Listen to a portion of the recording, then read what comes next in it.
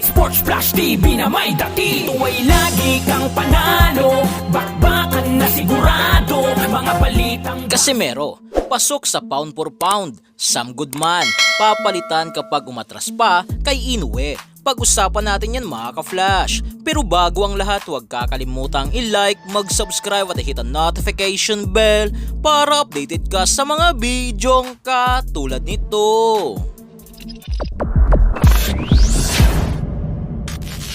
So 3 linggo na lang nga po ang natitira at magaganap na ang pagdepensa ni pound for pound rank number 2 sa buong mundo at kasalukuyang undisputed world champion sa super bantamweight division na si Naoya the Monster Inoue ng kanyang mga titulo versus number 1 contender sa IBF, unbeaten Australian Sam Goodman na gaganapin sa baluarte ni Inoue sa Japan.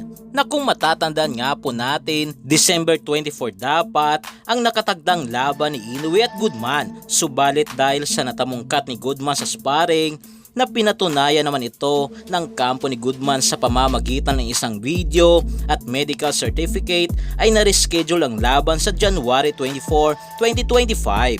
Subalit kung hindi na naman ito matuloy o magkaroon na naman ng panibagong dahilan si Goodman ay meron ng araw na kahandang pamalit.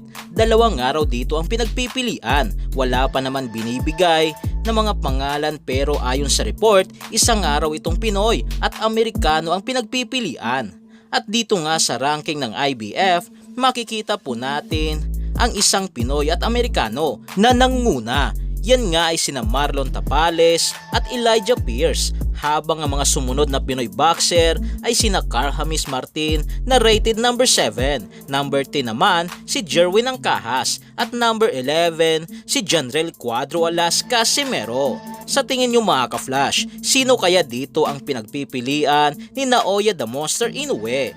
Habang sa kabilang balita nga po mga ka-flash, patungkol naman kay Angas na Pinas, Janrel Cuadro Alas Casimero ay siya lang nga po ang bukod tanging Pinoy boxer na nakapasok sa top 50 pound for pound na listahan ng BoxRec na nasa rank number 24, habang sa ranking naman ng BoxRec sa super bantamweight division ay pumapangalawa nga po si Casimero kay Naoya the Monster Inoue, number 3 si Sam Goodman, number 4 si Alan Picasso at number 5 si Marlon the Nightmare Tapales.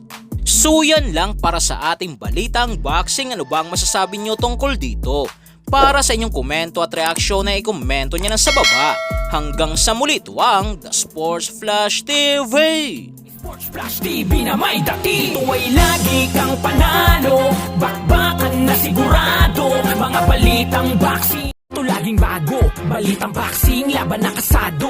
Di papahuli pagdating sa bakbakan, mga pambato na patuloy ang laban. Sasaliksikin ang bawat babalita, talagang diin, bawal ang mahina. Sa loob ng ring, merong pambihira, mga kamao na nagiging bida.